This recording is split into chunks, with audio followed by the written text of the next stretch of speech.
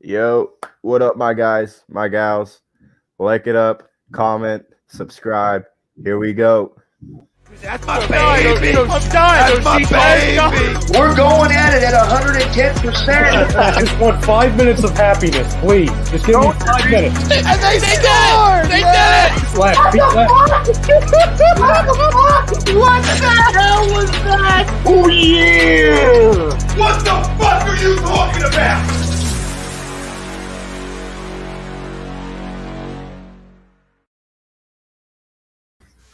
Welcome back. You have tuned into another edition of the Phlite Zone, which is brought to you by Body Check Wellness.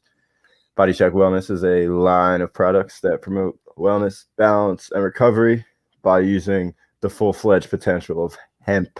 They come in extracts, blends, gummies, topicals. They come in everything. So make sure you use that promo code A2D and you get 20% off of your order, bodycheckwellness.com. Here we go. Another episode.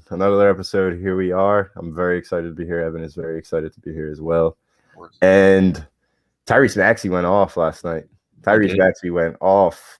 And to start off the show, to start off the poll for today, the poll will be Tyrese Maxey will give us good playoff minutes. I'm not saying you think he should. I'm not saying you think they should give him a chance. I'm saying realistically, do we think that Tyrese Maxey will give us good playoff minutes? I think he has earned the right to play over Shake Milton. Shake Milton is what he is. Shake's given us a lot of good regular season minutes over the past 2 seasons. He was part of the bench, the undressed bench, to say, again, in the Toronto series when Kawhi had that quadruple doink. I think it's time to just throw Maxey into the fire. Every single time he is given the opportunity to play significant minutes, which has been, twice this year? Yep. He has just gone off. He's gone off for 35 and 5. I think Ryan posted it the other day. He is the only rookie to put up 2 35 and 5 games this year. Yeah. Edwards and LaMelo Ball put it up once. Mm-hmm. So this kid has the potential to ball out. And I think giving him those Shake Milton minutes and even cutting into the George Hill significant minutes in the first, second, third quarter. Yeah, you could play George Hill down the stretch, but giving Tyrese those minutes is only going to help him throughout his career because he could obviously ball. Now you just need to give him the ball and show it. Mm-hmm. However, with all that being said, I disagree to the poll because I just don't think Doc is going to do it. I think Doc is going to be patient with him. I think Tyrese Maxey is only going to be playing in games if we are blowing the opponent out or if we're getting blown out ourselves. Mm-hmm. I don't agree with it, but that's just what I think is going to happen. Yeah, I can see it can go either way, honestly, because right now, not a lot of people have been so fond of Shake Milton. Shake Milton hasn't been producing like he was in the beginning of the season. He was a candidate for like 6th man of the year for like the beginning half of the season, and then he just fell off. He did get injured, but Maxey has shown that, he's shown against okay teams that he hasn't had like good minutes against the better teams. So we really can't gauge and see that. I think that's going to be another reason why I don't think Tyrese Maxey will be in the playoff spot, or I really don't think he'll be on the floor as much as everybody wants. I think he deserves it. He does. Especially how Shake Milton's been playing, but I think he deserves it. He doesn't turn over the ball a lot, and he's shown that he can hit threes. He just hit like a couple threes last night. So yeah. And let me just do a little bit more housekeeping before we continue on the show. I know Sports Hounds was supposed to join with us at 8. Rob and the boys got caught up in something. So maybe one of these days, maybe one of these Mondays, all 4 of us will be able to hop on a Monday evening. I know if Rob doesn't have something, I have something. So one of these days we will do a little collab and do a little Monday night show, Sports Hounds Phlite Zone. But yeah, Ev, you took the words out of my mouth. I love Maxey, and I know I could be a hypocrite sometimes because I was willing to trade Maxey for for Kyle Lowry, for anybody, Buddy Hield, any one of those guys, I was willing to trade Maxey for.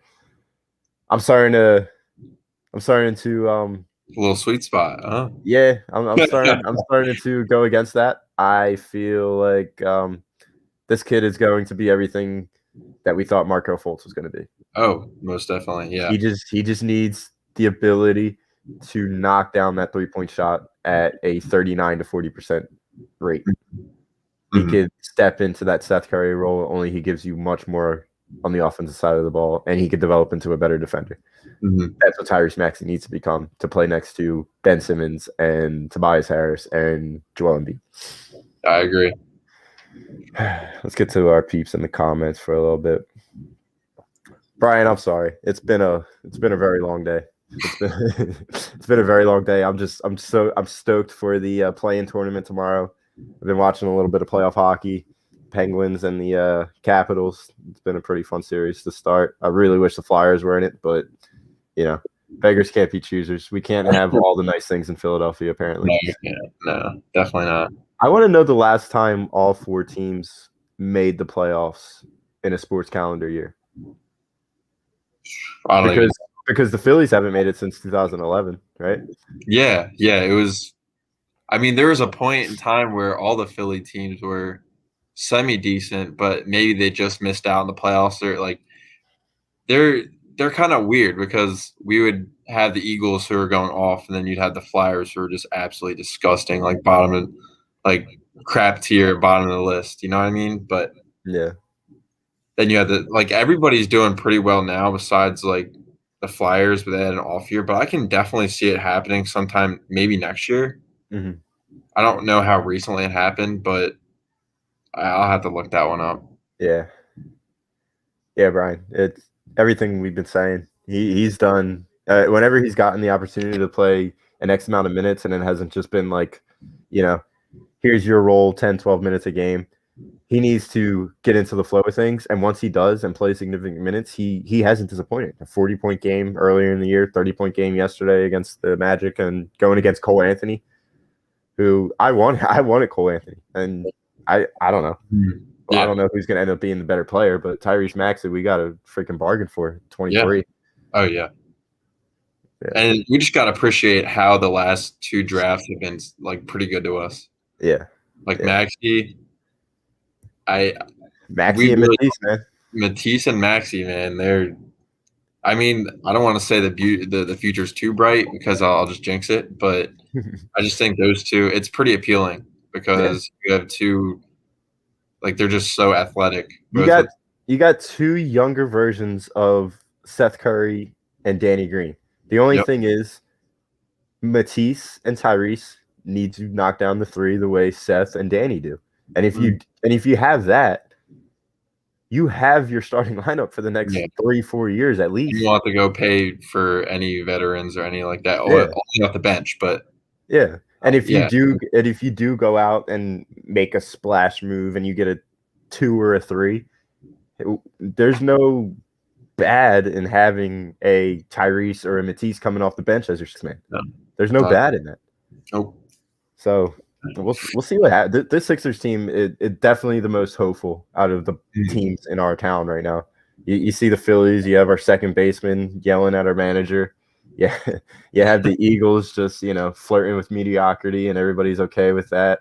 And I was okay with that for a while, and then this offseason happened, and I can't. Everything just built up. We'll talk about the Eagles later. We're going to talk heavy Eagles later on. We're going to talk about the Kerrigan signing. I know somebody mentioned it. The ruler's back. You brought up Kerrigan.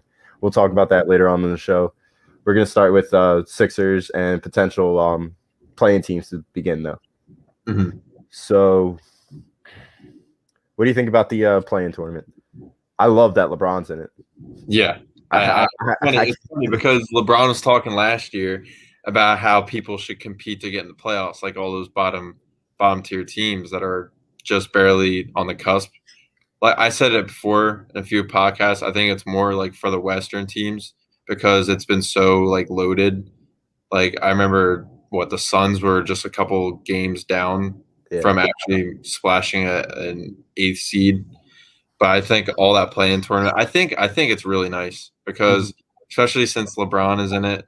His LeMickey title isn't really like it's not gonna go well this year. Yeah. Especially since he gets to play Curry. That's gonna be a really good. Is it just one game? Yeah, it's one game, and then the winner of that will move on to the championship round, I guess, and then they'll play like first game. Yeah. So here it is. It's the 7 and the 8 play. The winner of that will move on to the championship round to play for the 7th seed. And then the 9 and the 10 will play. The loser is eliminated, and the winner of that game will play the loser of the 7-8 game. Okay. So then the winner of that one would play the 8. Yeah. The winner of that one game to get into the playoffs. Mm-hmm. Wow. But I mean, for all the teams right there, I don't want to say maybe for the Lakers, but who else is it? The Spurs. I mean, the Warriors. If they can get a playoff spot, they're not going to go further than that. But who else is in the last spot? It's for the West? Yeah. It's who the Spurs playing? The Warriors, the Lakers, and then it's the Spurs and Memphis. Is it Memphis?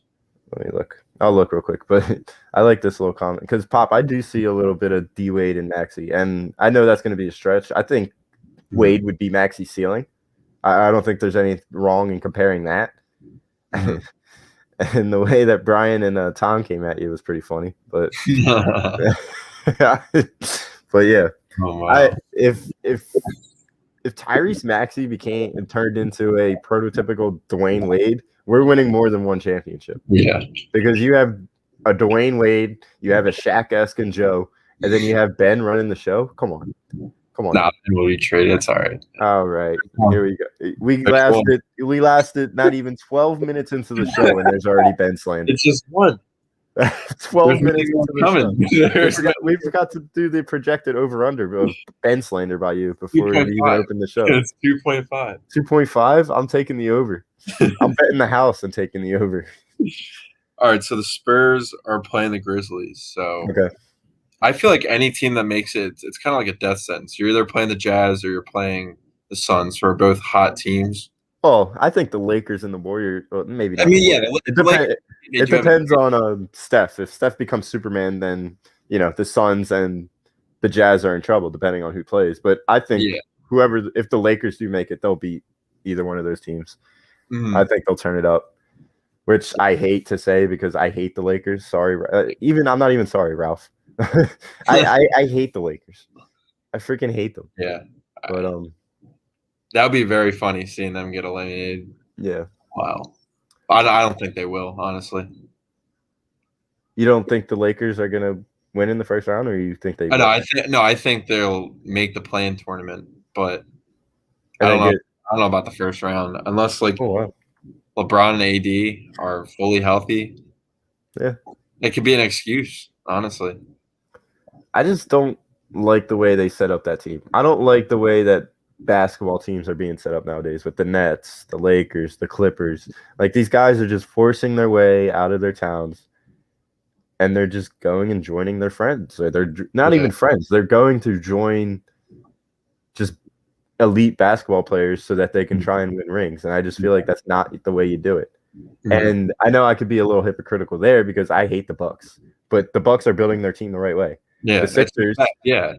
The Sixers, they're a little more polarizing because of the tank, but they're not going out star chasing. No. They built it the right way to say it's house money. It's house money with us. It is. It is. Yeah. I don't like that either. Just when everyone started going to the Nets, I just feel like I don't even want to say that's what KD did necessarily. I mean, a lot of people disagree or agree to it, but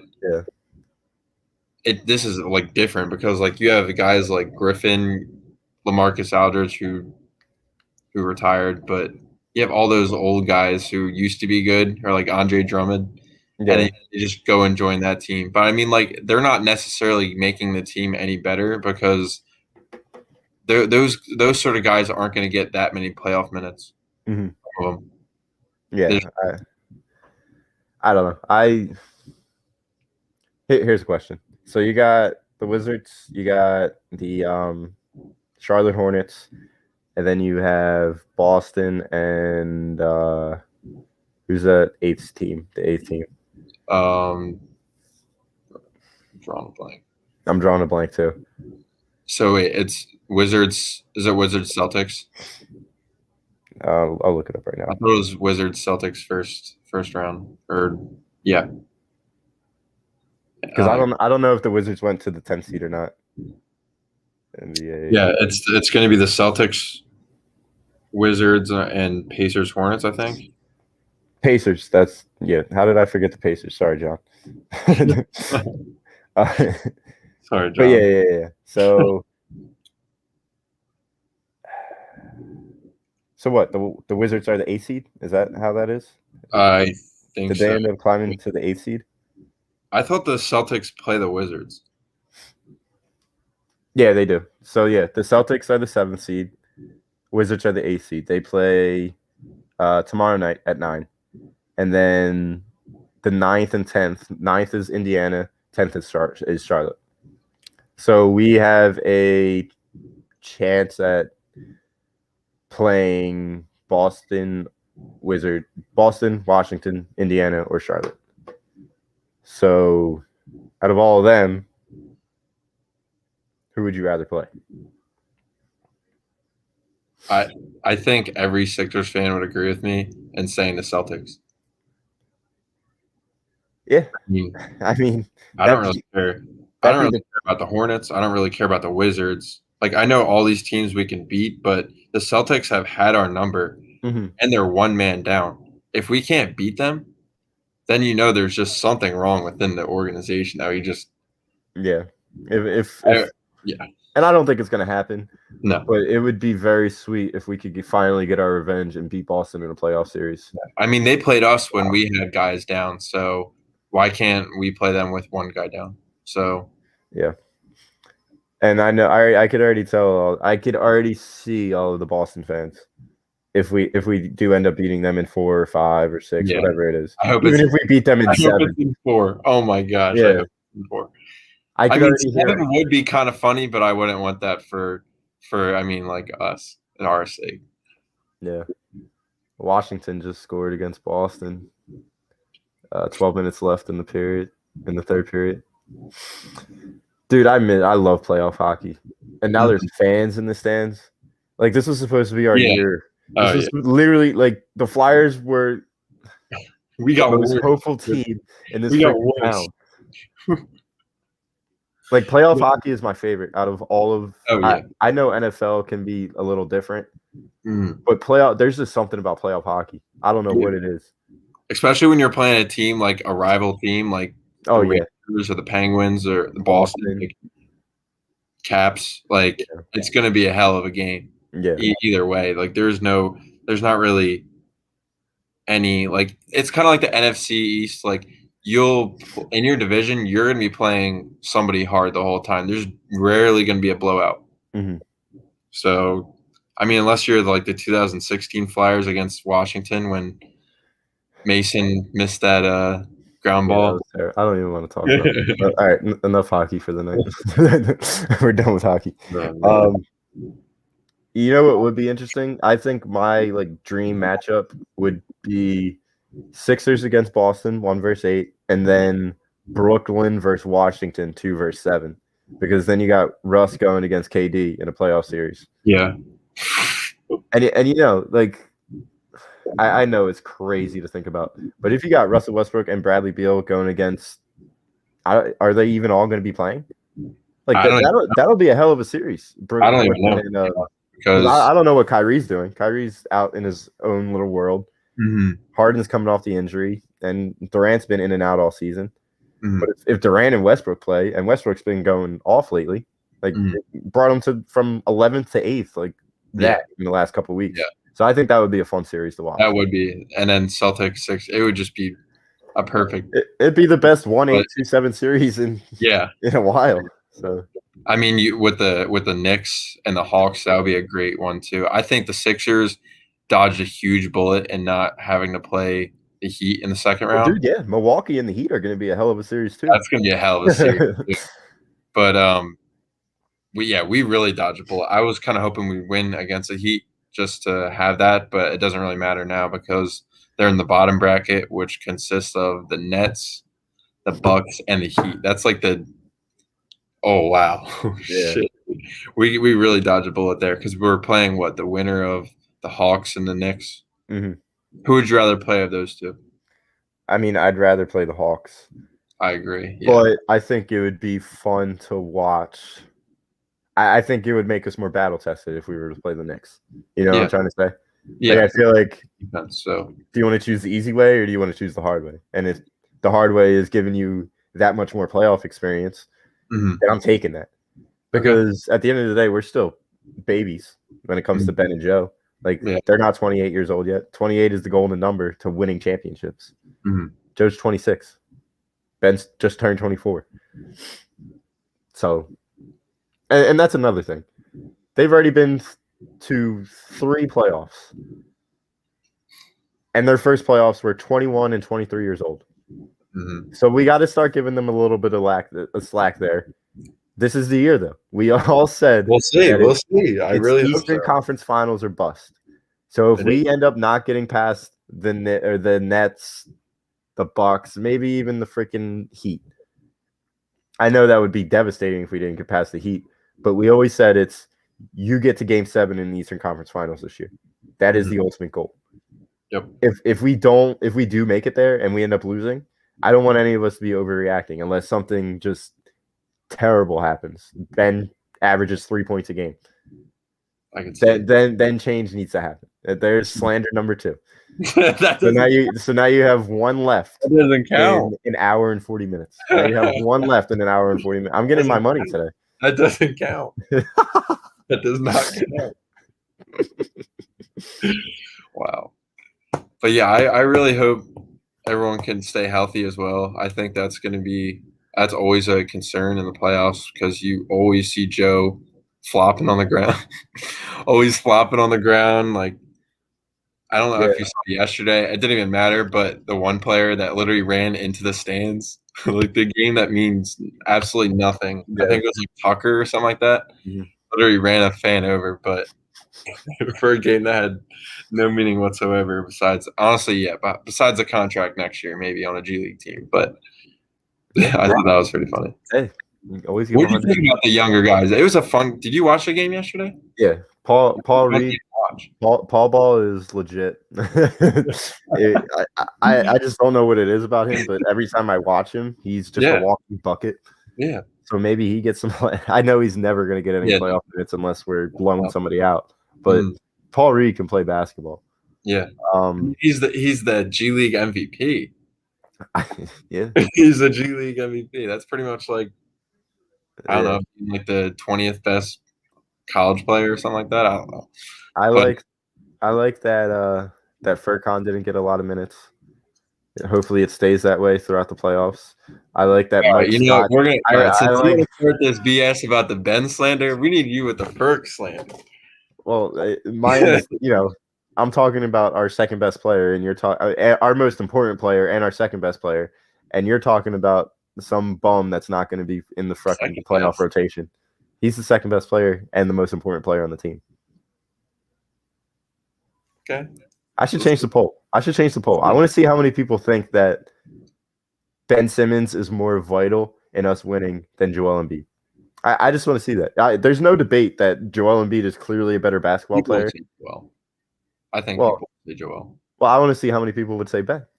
Because it's quite obvious that we need Ben. What do you consider to have him be doing good? Like, what would be your range of who, Ben? Goals per game? Yeah. He shuts down the best player on the other team through a 7-game series. He averages 16 points, and he's aggressive.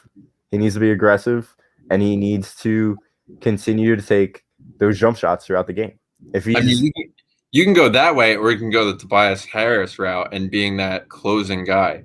I think that's going to be a huge thing. You don't think so? Who is? Joel Embiid's going to have to be our closer. If you need a 3-pointer, you're giving it to Joe? I mean, I would hope that you'd trust Danny or Seth because that's what they're supposed to be. But if you absolutely need a 3-point shot, I'm not giving it to Tobias. Tobias is probably my fourth option. If you absolutely need a 3, like it's probably being Danny in the corner, Seth anywhere, or Joe. That's the top 3. I'm giving it to Harris. And that's why we lose in 6. Who? The Knicks. Bro, what? No, I'm just kidding. Blasphemy. I'm just kidding.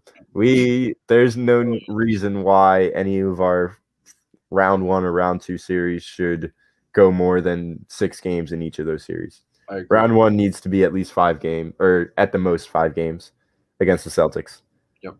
And then round 2 against the Knicks, if it is the Knicks, it should not go past 6.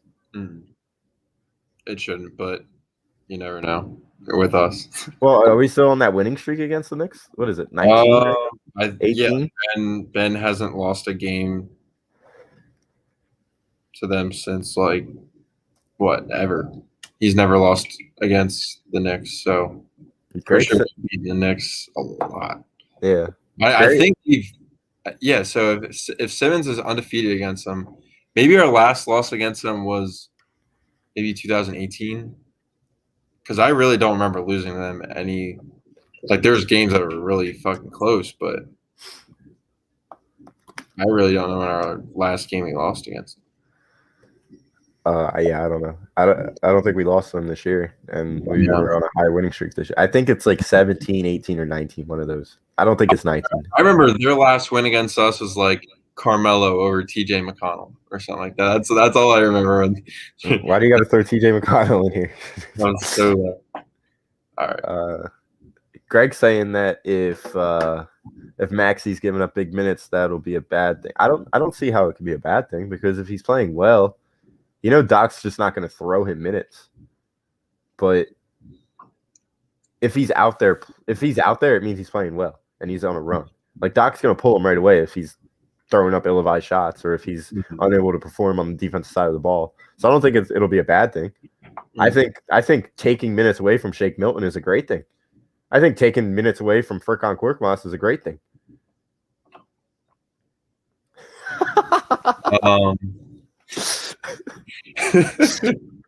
But no. I mean, do I hope that Shake Milton does good and keeps his minutes? Yeah, of course. I mean, he's probably one of our best scorers we have on our team. I'd probably say just getting buckets himself. He can drive pretty well. His shooting, it's okay. It's nothing that special, but he was good in the bubble last year. But I don't know. We'll see. It really depends. I think he'll start off being the 6th man no matter what until he actually shows that get the hell off the court effect. Yeah. Get him off the court. But I really don't see that happening. I don't know.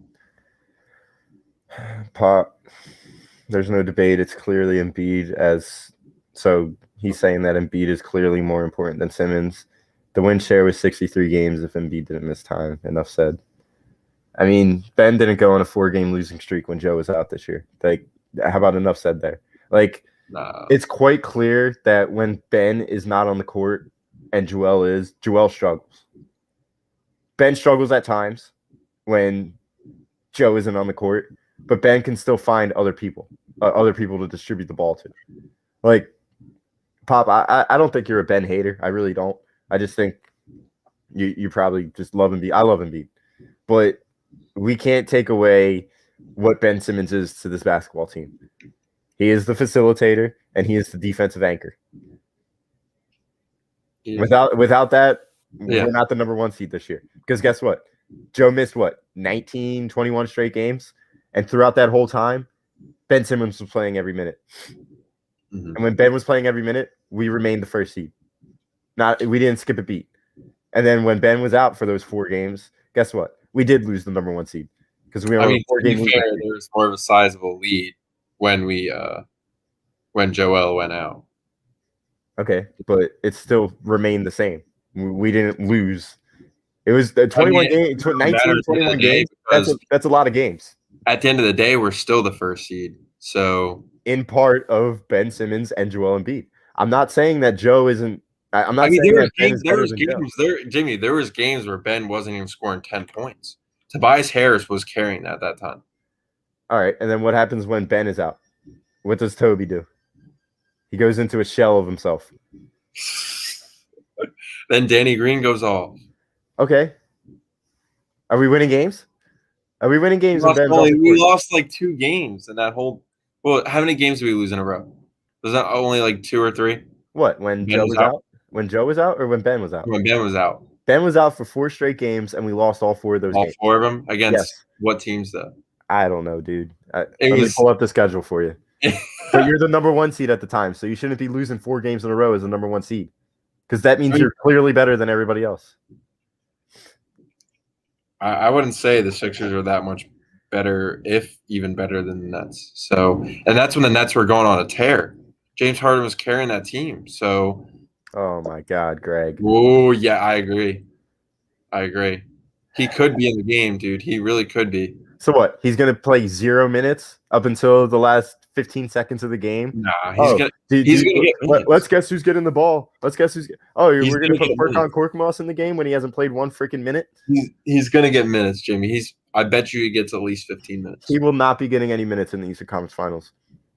Maybe not in the Eastern Conference Finals, but okay, that's the freaking series that matters. He might get 10. He might get 10 minutes. He might get 10 minutes. I don't know. It depends on how Danny Green's doing. If Danny Green's having a bad night and he can't shoot threes, then they're going to experiment and put in Furk. So it's what they do every game.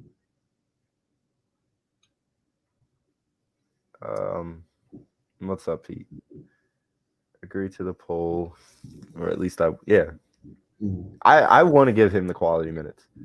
If you're going to be giving Shake Milton minutes in the playoffs, all those minutes should be going to Tyrese Maxey, especially in the first round and the second round, when you know it's going to be a cakewalk. Yeah. And if you do not make it out of the second round this year, you're going to go beneath the Flyers. You're going to the basement.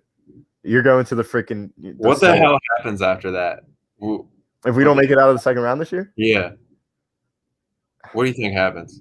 It's time to do a serious roster evaluation. Because, like I said in the beginning of the show, Eastern Conference Final, Game 7, Eastern Conference Final or bust. That's what it is. Yep. We'll see. Dwight, George Hill, Matisse, and Furkan. Those are the first four off the bench. Furkan cannot be getting these series. Not in the Eastern Conference Finals, Greg. I hate Furkan Korkmaz. Like, I hate him. Like, he's a hate the face. Like, I'm done with that experiment. I'm done with the Shake Milton experiment. Go sign somebody for the veteran minimum to play Furkan Korkmaz's role next year. I'm done with him. Oh, dude.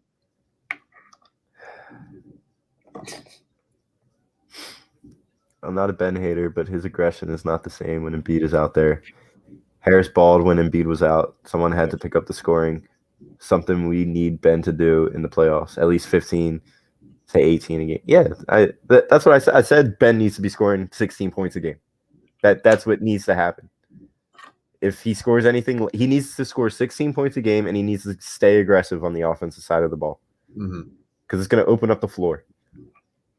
If he actually looks at the key, like once he gets the ball back on the third pass of the half-court set, when he's at the top of the key, and he just looks at the basket, and there's like a pump fake, people are going to close in on him, and Danny and Seth are going to be even more open. He can drop the ball to a slash and Tyrese.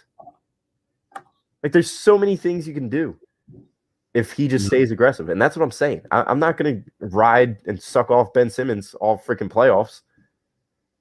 I'm going to tell you what he needs to do. And if he doesn't, I'm going to be disappointed. But if we lose in Game 7 in the Eastern Conference Finals, I'm not going to say trade him. I know you would.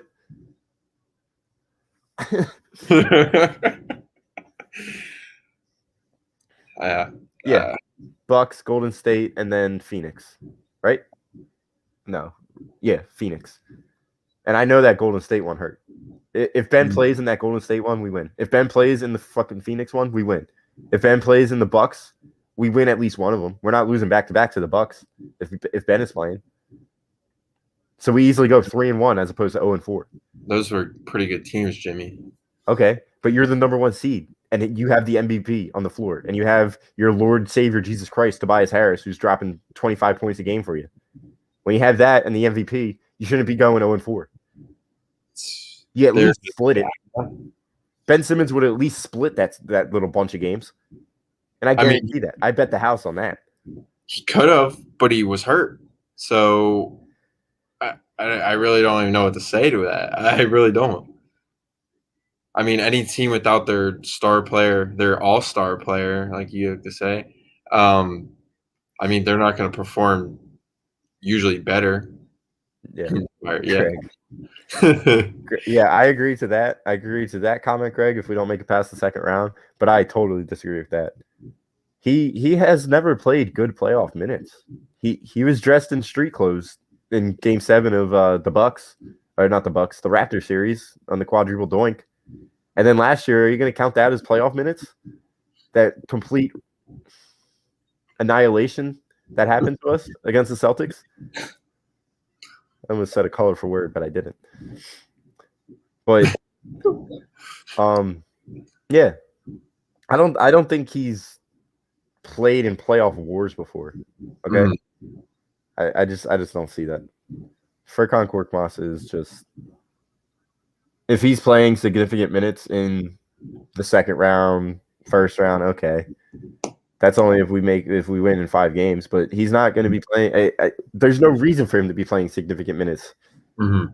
Hey, we'll see, man. I don't know what Doc is thinking right now, because there's so many like places they can go with. They can have the George Hill playing shooting guard, like coming off the bench and doing that. Like you really never know, because like the whole thing with Tyrese Maxey and Shake Milton and all that, you still have George Hill with that. And I don't know how fond he is of George Hill right now, because he hasn't been that great.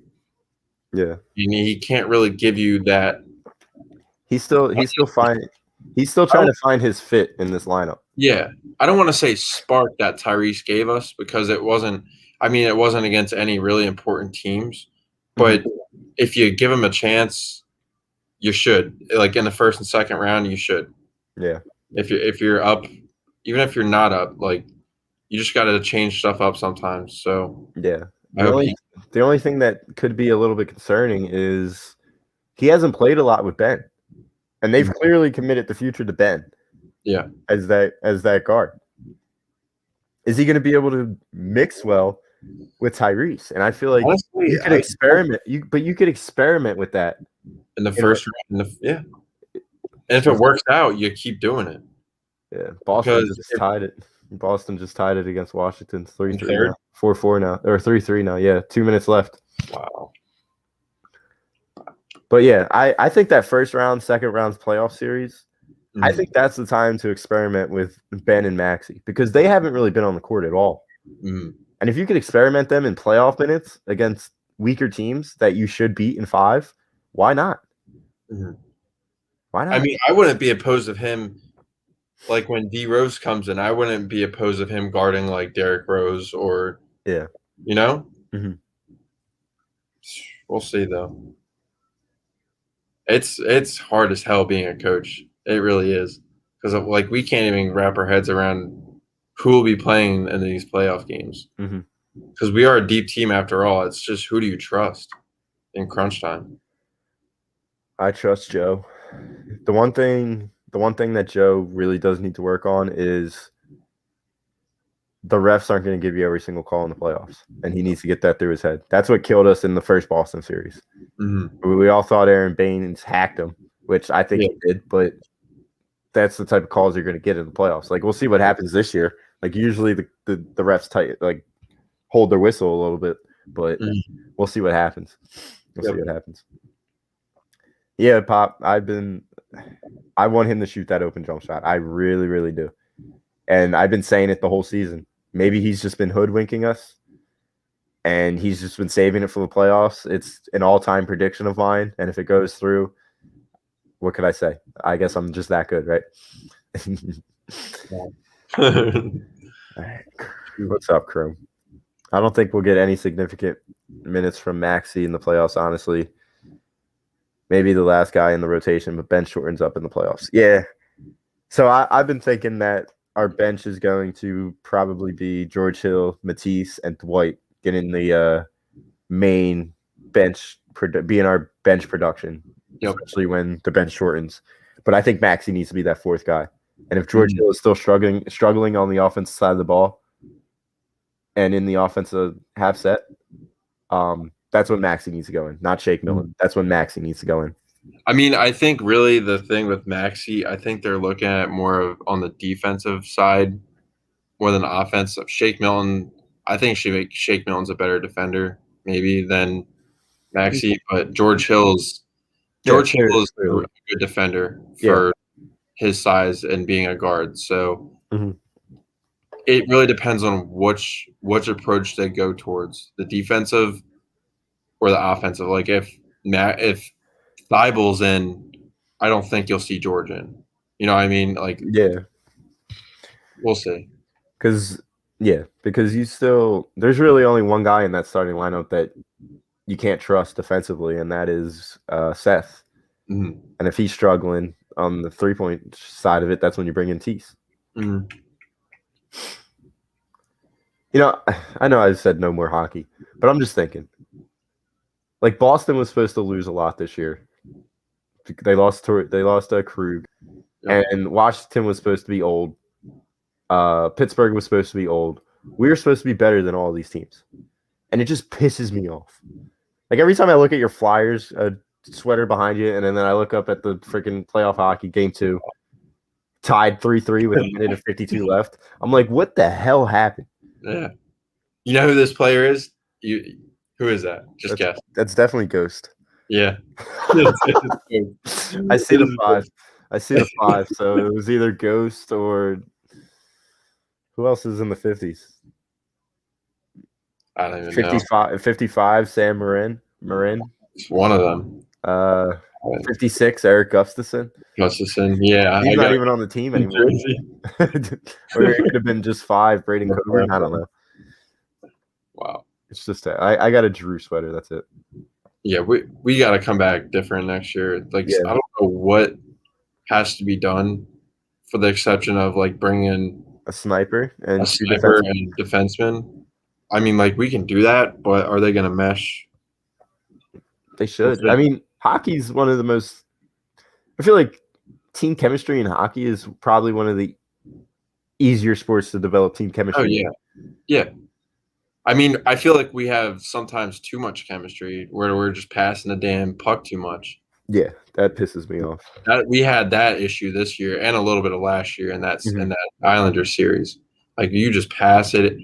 We got to get someone who's just like kind of a puck hog and just rips it. To be completely honest, we played exactly the way we played this entire year, like we did in that Islander series.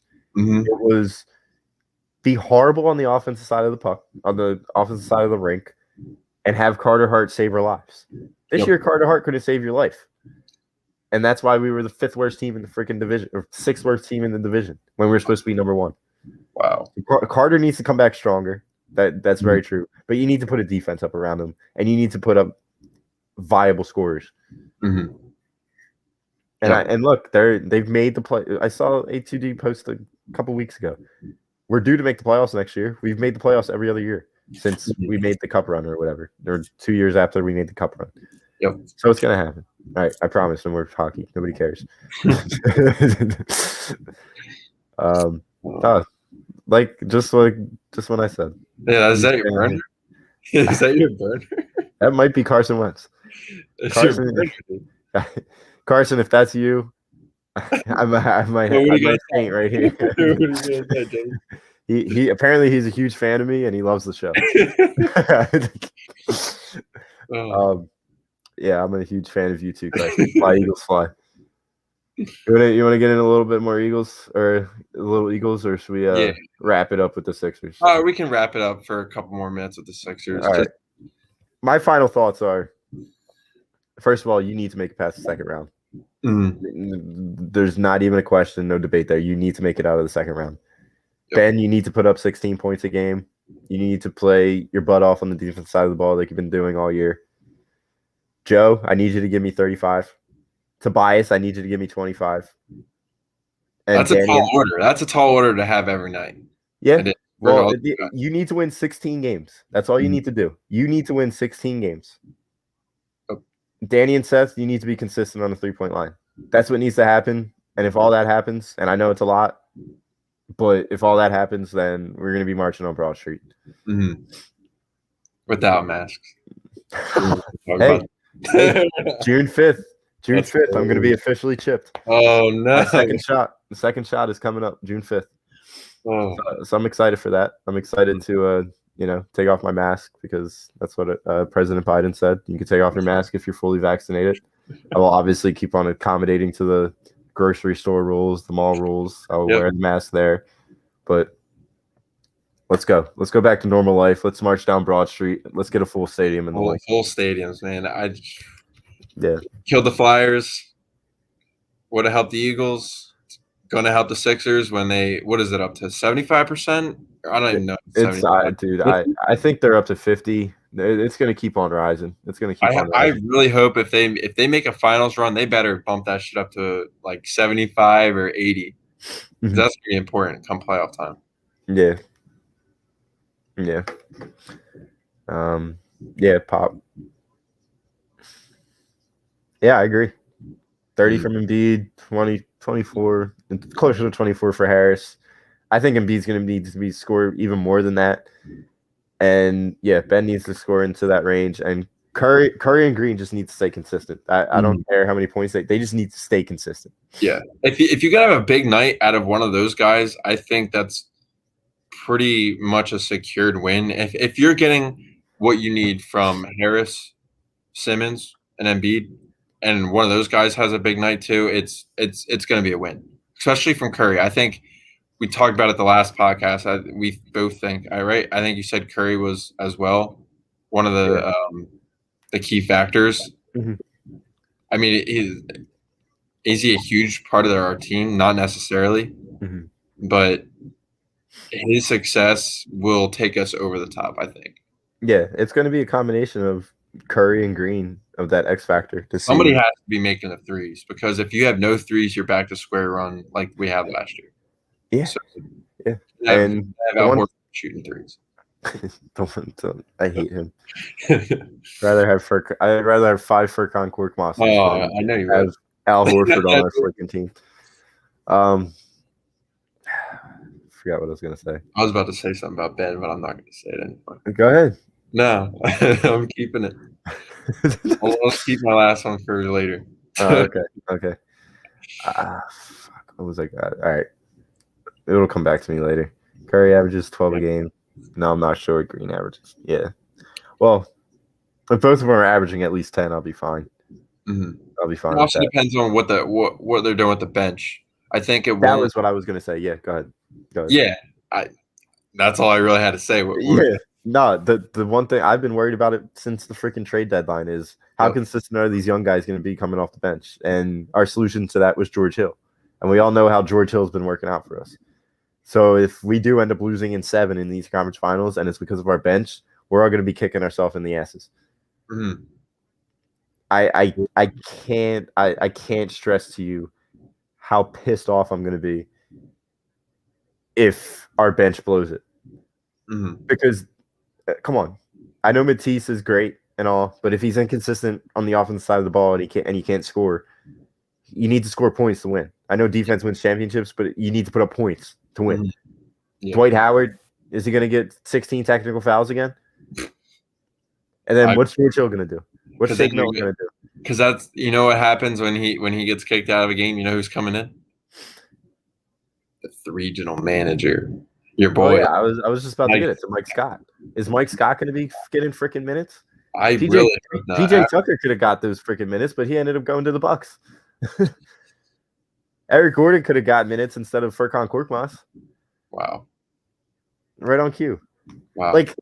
Like we glorify all of these average basketball players in this town. We glorify average football players in this town. Nate Geary being one of them. Avonte Maddox being another one. Cravon LeBlanc, who I love. I love Cravon LeBlanc, but that's just the Philly in me. That's the Philly syndrome in me. Yeah.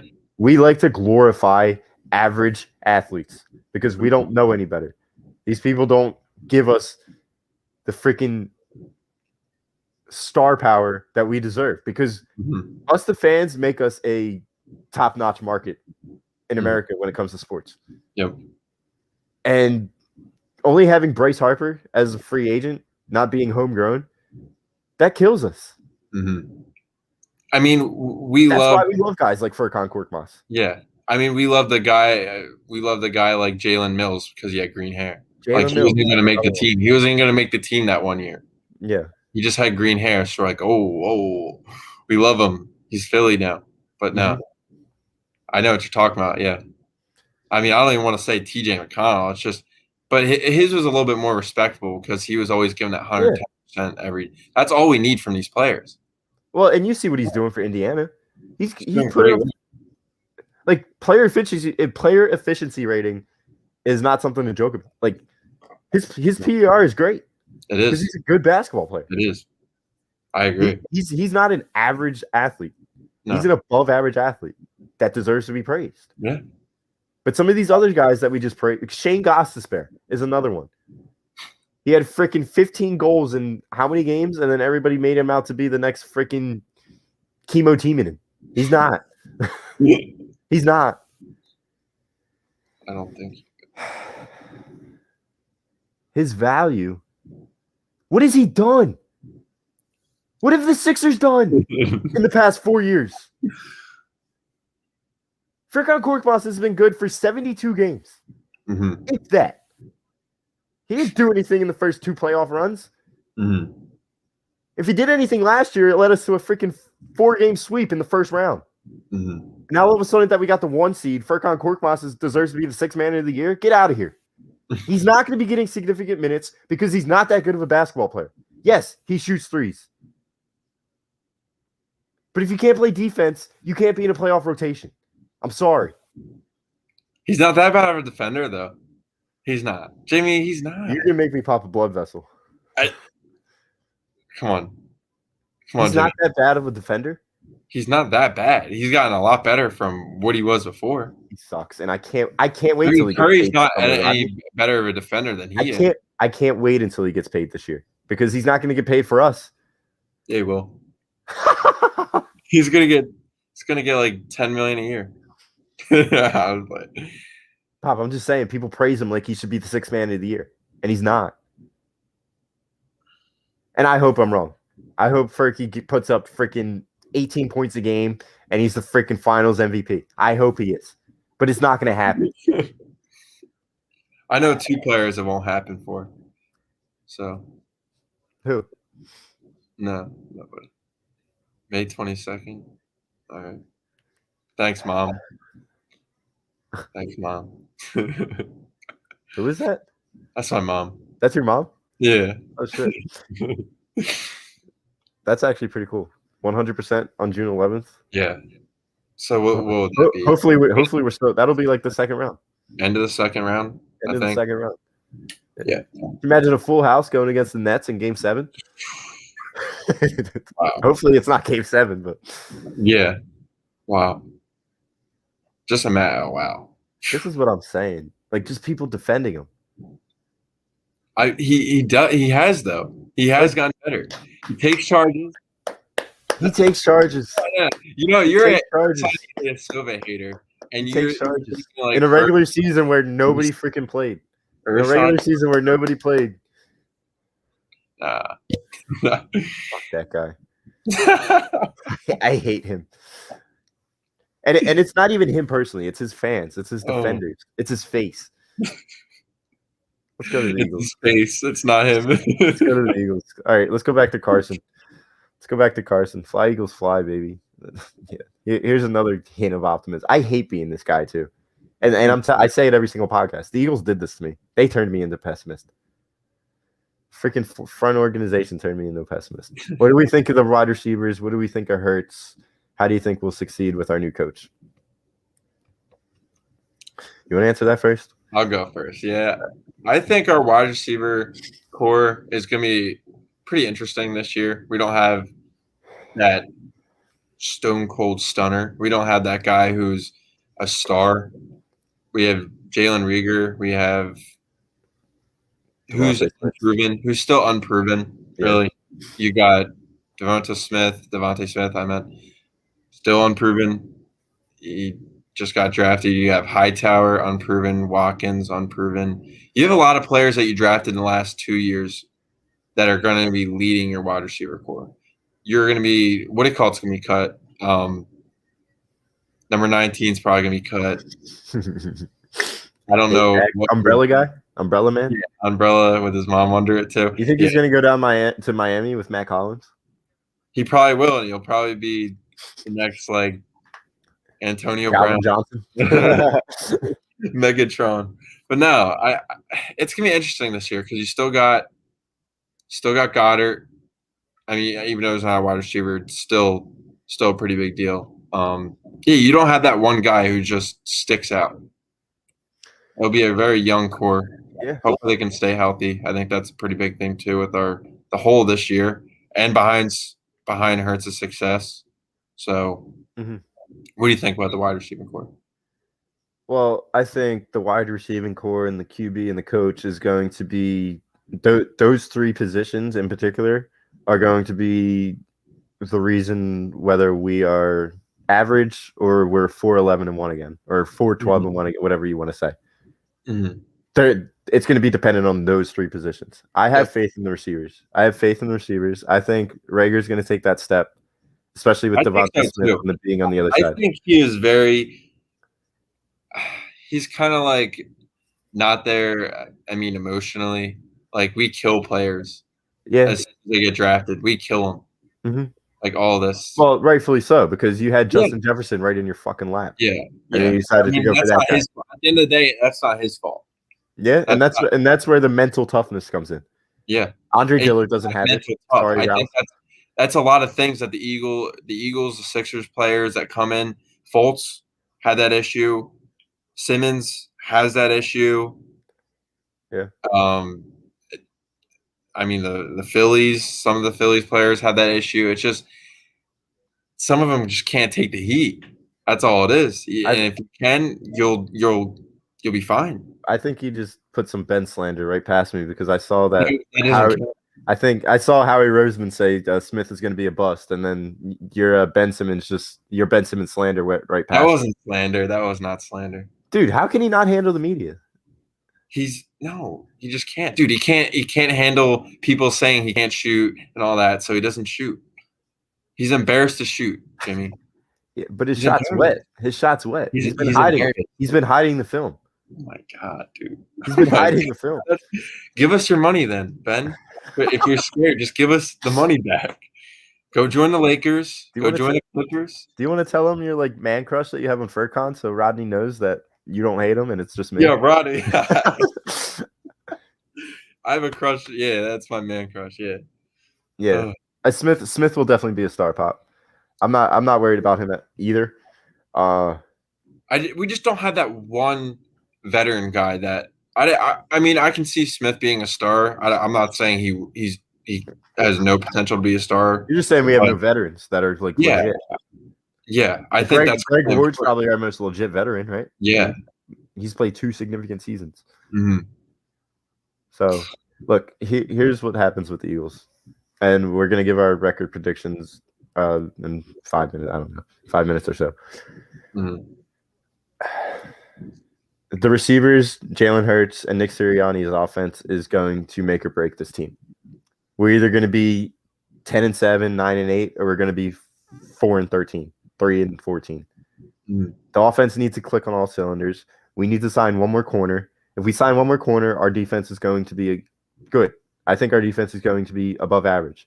Yep. Like they solved it in free agency once again. And Wilson, the other safety from what's his name, Anthony something from Minnesota, and then you just signed Kerrigan today, which was a great signing. Oh yeah, giving me Chris Long vibes. Dude, I thought that was a troll when I first saw that. I thought it was a troll. But then I was like, okay, this is actually legit. What would you think about? I don't know if we have the money, but what would you think about a reunion with Jordan Hicks? I would love it. I would love it because that means Alex Singleton won't be your second best linebacker. He will be your third linebacker in your 4-3. He'll play the Will or the Sam. He'll play either one of them, which is great because you can play the conventional defense of the 4-3 whenever you want because you'll have 3 solid linebackers out there. And then once you want to go to the nickel, whether Avante Maddox is playing the slot position because he can't be your outside corner again. He can't. But once you go into the nickel, that's when you could have Wilson and Hicks. I agree. And that'll be insane. All of a sudden, your defense can be a top 10 defense. And it's gonna be an interesting year. Like we talked about the records before, and we're gonna get to it soon. But I'm just thinking, if it doesn't work out this year, you're gonna take a cornerback first round next year, right? If you still have all 3 of those picks, but like Pop just said, would you give one of them up for Gilmore? And yes, I would. Yes, I would. But only one. I would only give up one of them. I'm not giving up anything more. And if that happens, you're for sure a top 10 defense. Because you got Slay, Gilmore. You got the corner from or the safety from Minnesota. His name's escaping me. It'll come to me later. You got McLeod coming back, hopefully. Kayvon Wallace needs to take a step. Yep. And then you got 2 really good linebackers. Maybe Davion Taylor can take a step because you drafted him in the 3rd round. And all of a sudden, your defensive line has some depth again with Kerrigan. You drafted Milton in the 3rd round. Yep. And then you still have Fletcher Cox, Brandon Graham, Javon Hargrave. Like you got some meat on that defensive line again. And they did just lead the league in sacks last year, their defensive line. The Eagles? Yeah, the defensive line led the NFC in sacks last year. Okay. Just their defensive line, not like the whole team combined. Okay. Boston just tied the series, won in overtime, 40 seconds in. Anthony Harris. Anthony Harris, that's his name. Thank you, Joey. Yeah. Because we were talking about it before. Remember we were talking about the potential offensive side of the ball? This was before the Galladay signing. Or we were talking about if we had that pick, we would have got Smith. Like, what do you think about Ertz? What do you think they'll do with Ertz? I think he's gone. I think he's doing exactly what Wentz is doing, but he's not getting the same criticism, which baffles me, but it is what it is. I think we did do him dirty, and I think it's mainly the organization's fault. Like, you signed guys like freaking Alshon Jeffrey, Deshaun Jackson. You gave them money, and they gave you absolutely nothing. And you didn't give the guy that scored the game-winning touchdown in the Super Bowl for you money. Yeah. Instead, you drafted his freaking replacement the year after. When you could have built up the trenches. I understand Dallas Goedert is just glorified in the town. Another average athlete at best. And I don't know what he's going to be. Maybe he'll be better. But as of right now, he's an average athlete that has dropped important passes. What has this team done since we drafted Dallas Goedert? We could have easily drafted a defensive lineman or an offensive lineman in that 2nd round. And instead, you drafted a tight end when you had the fucking best tight end in the league. Dude, to be fair, I'm not gonna go out here and defend Howie or defend anybody, but after Ertz had that one bad season, he wanted Kittle money. He wanted Travis Kelce money. We didn't have that. We can't give him that. Yeah, because you're overpaying everybody else. Like Carson.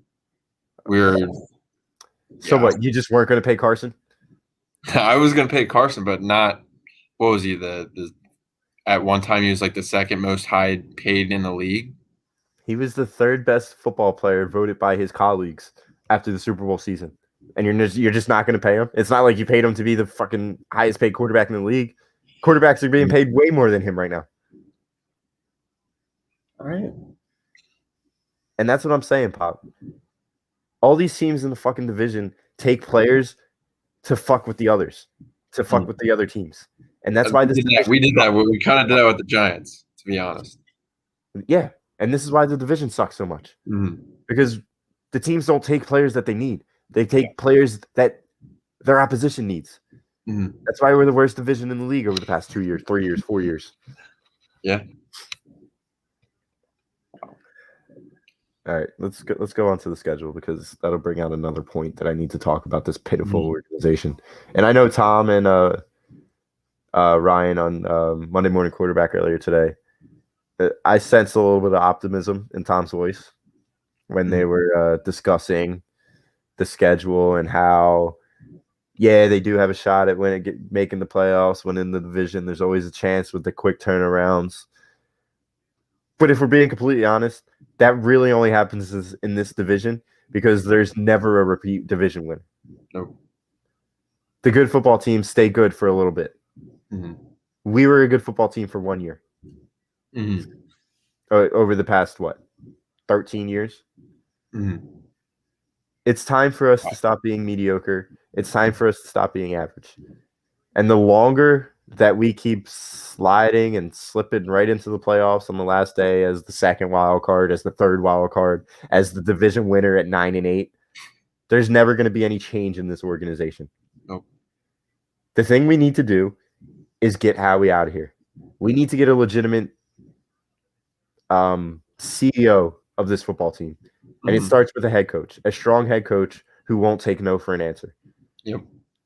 And do you think Sirianni has the potential to be like that? I mean, we'll really see. It's hard to tell now. It's just speculation, but I don't know. I think he could. I honestly think he could.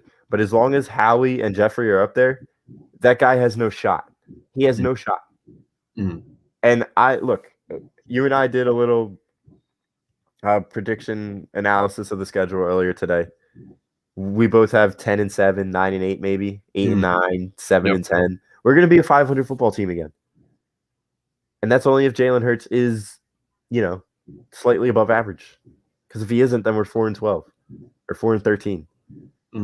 But if he plays well, this football team, especially the defensive side of the ball, is going to be good. We just need to sign one more corner, and then we're good. And if we sign Jordan Hicks, then we're really good. Yeah, that's a hard one to get. But we're not going to be contenders, and I don't care about anything else except for winning rings. I don't want to brag about one ring for the next 50 years. I want more, and we're not going to get that. We're going to be like Cowboys in 20 years. We'll talk about our championship we had 25 years ago in 20 years. Yeah. All right, I'm going to pull up the schedule, and then I'm going to get your prediction from it. What you thought. All right, so we open up the season at Atlanta, September 12th, 1 p.m. kickoff. Is that a W? I think so. I feel like it's going to be kind of like the game that we had a few years ago against Atlanta to start off the season where it's just a dogfight. It's going to be a low-scoring game. For this one, I said it was going to be 17-14. Just going to be grinded out. Kyle Pitts. We're going against Kyle Pitts. Kyle Pitts, yeah. Is Alex Singleton covering Kyle Pitts? He could do it. He could do it. Yeah. What do you think? I think we're going to win that game. I think it's going to be – I actually think it's going to be a higher scoring game. I think we're going to score 28 points. I think they're going to score maybe 24. I think a lot of people are going to say we're going to win the division, maybe possibly go a little far in the playoffs after week 1 because it's going to be such a great morale victory. Wow. And I'm already calling it now. We're going to win. We're going to go 1-0. We're going to go 1-0. All right. Let's go on to week 2. Week 2, the home opener, which that's intriguing, especially with a full link. That could do some wonders. Maybe. We don't know if Jimmy G or Trey Lance is going to be the quarterback. We can maybe give them some fits, especially since the defensive line is shored up with Kerrigan. Yep. With all that being said, 49ers versus the Eagles at the Link home opener, 1 o'clock, September 19th. I think that's a big fat L. Jalen Hurts is going to have more film on him. Yeah. I also had this one as a loss, 28-10. Ooh. I think, yeah. No, I think it's going to be I think it's going to be like a close heartbreaker, dagger. I don't know.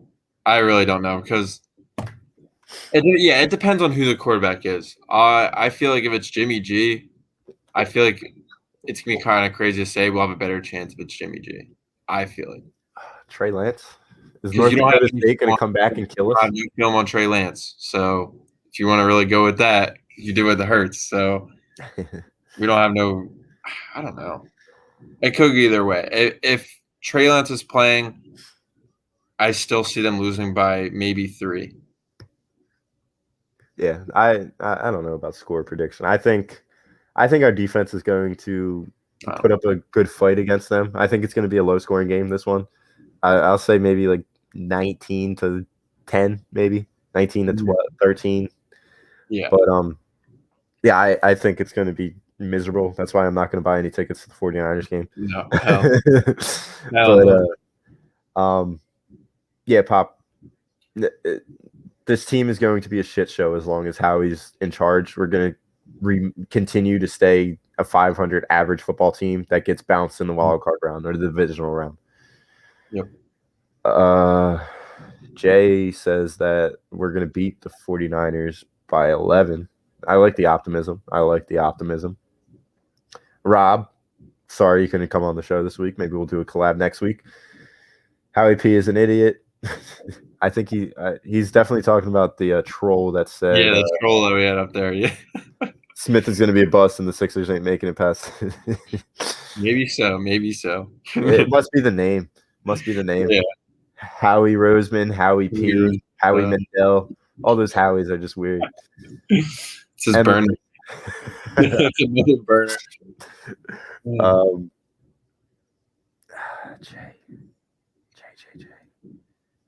Jay, when is it going to get to the point where we look ourselves in the mirror and say, every time we bring up the 2017, 2018 Super Bowl, how close does that bring us to being a Cowboys fan? It's time to let that go. Yes, we won the Super Bowl. I'll give another round of applause for that. Greatest day of my life. And I would trade it. I would trade that day for some function in this organization. Because if there was function in this organization and we ended up losing Super Bowl 52, maybe we'd have more chances over the past 4 years, 5 years, better chances over the past and the next decade to come. Old heads won't like that one. You get 7 years after the Super Bowl. Not if you just went 4-12, 4-11-1. Yeah. And not when you've drafted one freaking Pro Bowler since 2016, and that guy you ended up throwing to the dust. Stop defending Howie Roseman, Jay. Come on. How does it make no sense? Wow. You've drafted one Pro Bowler since 2016, and that was your ex franchise quarterback. And you gave him no help. And even when you didn't give him no help, he still gave you your all and put up an excellent season in 2019, dropping over 4,000 yards, dragging the team to the playoffs. Charlie Davies being your receiver, Greg Ward being your receiver. No, that was very Deontay Burnett being your other receiver. Boston Scott being your lead running back. Like, come on, dude. Stop defending Howie Roseman.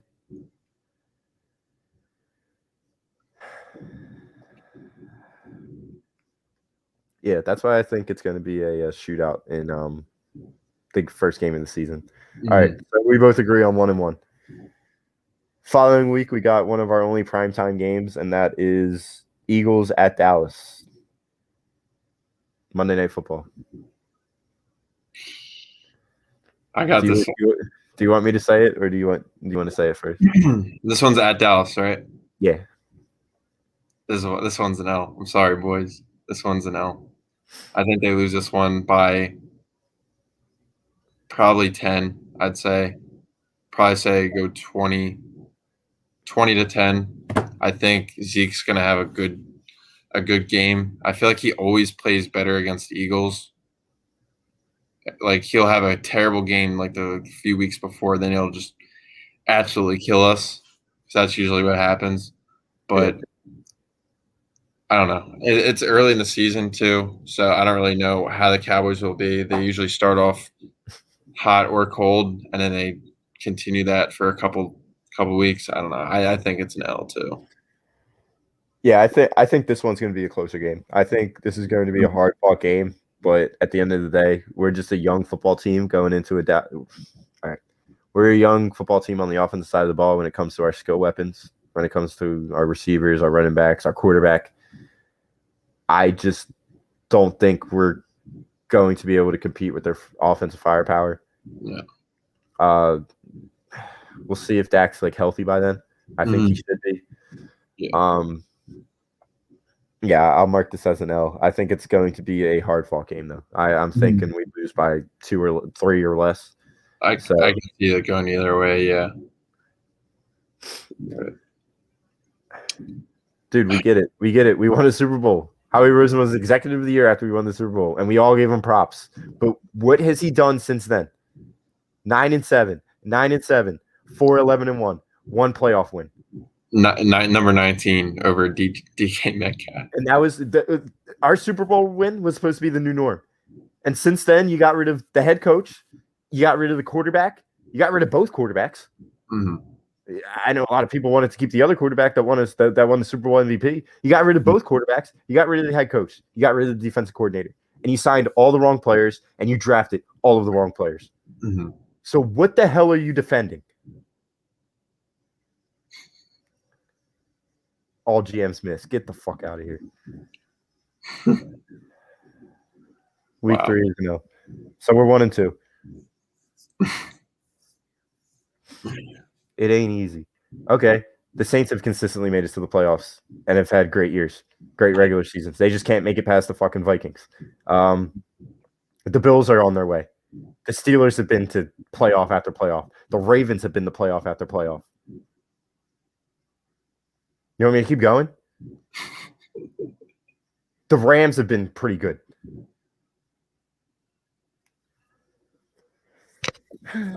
I mean, you could say all GMs miss, but no one misses more than Howie. Because the drafts that we've had, for the exception of, we'll see though, this year's, there hasn't been nothing specials really came out of any of them, you know? Now he's laughing at the Bills comment. Like, I don't understand why you're laughing at the Bills. Like, would you rather be in the Bills situation or the Eagles situation right now? Definitely the Bills. Okay. Adi, also, we were talking heavy Sixers in the beginning of the show. I know you asked what we thought about the Sixers' finals chances. I think they're high. It's just if we continue to play the same way we've been playing all regular season with Ben and Joe healthy, there's no reason why we shouldn't make the NBA finals. So we'll see what happens. He said Eagles easy. Eagles easy instead of being the Bills? I don't know. That's insane. All right, 1-3. We're 1-3 so far. All right. So then what do we have? We have the Monday night game against the Cowboys. We both said we're going to lose. And then Andy Reid comes back to Philadelphia the following Sunday, October 3rd, 1 p.m. Another L. I got 1-4 now. I think that's going to be at least a 2-touchdown loss. Mm-hmm. Like maybe 24-10. I said 38-14. Oh, God. Yeah. I was going to say 40s, but I decided to let them just miss out on the 40s. Yeah. Then we got week 5 Panthers. Shed some light on those L's. Yeah. Are we going to be able to beat Matty Rule? I think so. Yeah. I think so. I mean, I said by 10 points. I said this is going to be a higher scoring game. I said 34-24. Depending on Christian McCaffrey's health as well. I think that'll be also. I think we shut down Christian McCaffrey. I think we do. Yeah. I mean, we've had one of the most consistently good run defenses the past 5 years, even more. But what are you drinking? Bud Light? What is that? I need a Bud Light though. I need one. I didn't want to drink on the show. maybe in a couple more months once the Eagles start. But yeah, I think that Panthers is a win. Yeah, I also think it's a win. I think we go down to Carolina, we take care of some business, and then we end up going 2-4. What do I have? 2-4? 1, 2, 3. Yeah. Or do you have 4, 5? Yeah, 2 and 3. 2 and 3. 3. Yeah. So we're 2 and 3. Mm-hmm. Then we're 2 and 4 the next week because we the Buccaneers come up to a town on a short week. So that's a Thursday night football game. Mm-hmm. That's when we lose. That might be another blowout. Yeah. That'll be the Eagles thing to do is you win that game and you win against like the Raiders the next game, then you go lose against the Lions or something like that. I think I could just see we're a tie against the Lions. We're saying there's a couple potential ties. I wouldn't erase a tie against the Panthers off the board though. Now Jay's saying that McCaffrey's overrated. Like what are you watching, Jay? I think he's just I don't know why I just wasted my time over the past 10 minutes. He's just trolling. Freaking out on you because I feel like you're just trolling now. You're done. I'm muting you. I don't care if we lose a viewer. Did you see that Steven Nelson file? Yeah, if we sign Steven Nelson, he's not the best corner, but he's definitely better than what we got on the outside, and that could be a great addition. That could be a great addition. So I have them at 2 and 4 right now after the Bucs game. Then we go to the Raiders and the Lions. Let's start off with the Raiders. First of all, those tickets for the Raiders game are insane. Insane. Yep. And I feel like we are going to we're going to take over that stadium, I think. I think a lot of Birds fans are going to be traveling there because that's going to be a fun time. Like, oh yeah. Drop $800 for a ticket and then gamble in Vegas. You can't beat it. Yeah, no. There's going to be a lot of maybe sad Eagles fans, but hey, for me, I say we win that game 30-27. It's going to be a pretty good game. I feel like we'll actually come back and win this one. Yeah. By a field goal. Jay, but I don't think you're disagreeing. That's the whole point. Like we could have a barroom argument when it comes to, hey, I think Howie Roseman is a great GM, which nobody has ever said ever. But that's what you've been doing throughout the comments. And then you say that Christian McCaffrey's overrated when Adi just said it. 1,000 yards receiving and 1,000 yards rushing. How is that overrated? Check the Panthers record with McCaffrey. Check their defense. Check their fucking defense when McCaffrey's out there. That's why they've been drafting one running back doesn't. If you have the best running back, that doesn't guarantee you a spot in the playoffs or a good record. It's like we said last podcast. That's like having the best catcher in baseball. We had the best catcher in baseball, and look what we are. We might not even make the playoffs. Like this is exactly like saying that Mike Trout's overrated because his record sucks. Like is that the same thing? No. Is that because Christian McCaffrey is a top 2 running back? I don't think he's the best running back in the league. I think Derrick Henry's the best running back in the league. But I think Christian McCaffrey's number 2. Yeah. And to say he's overrated, that makes me think you're a troll because you've been defending Howie Roseman all fucking show. That's why you're muted, not because you disagree. That's how it might be Howie Roseman, Alshon Jeffrey. I just said that Derrick Henry, but I also just said Derrick Henry's the best running back in the league. And he has better defense. In a way better offensive situation. Yeah. I will see this year they might be better with Sam Darnold than they were with Teddy Bridgewater. Yeah. Are we turning this into a top 10 running back show, guys? I'm down. Miles Sanders is not in the top 10, by the way. He might be 11. But I don't get all the hype around Cam Akers. Yeah, either do I. I think just off the top of my head, I think it is Derrick Henry 1, Christian McCaffrey 2, Saquon Barkley 3, Dalvin Cook 4, and then Alvin Kamara 5. If I'm missing anybody, yell at me. Yeah, actually, that is pretty fair. I don't know, the McCaffrey, Saquon. I don't know. I think it's just the fact that McCaffrey was hurt. I feel like more people are just saying it's Saquon's not. hurt. Well, Saquon's yeah, hurt, and people are saying that. I just feel like they're all hyped around Saquon, but Saquon's offensive line has never been that great. No. I mean, neither. To be fair, neither is Christian McCaffrey, but. Exactly.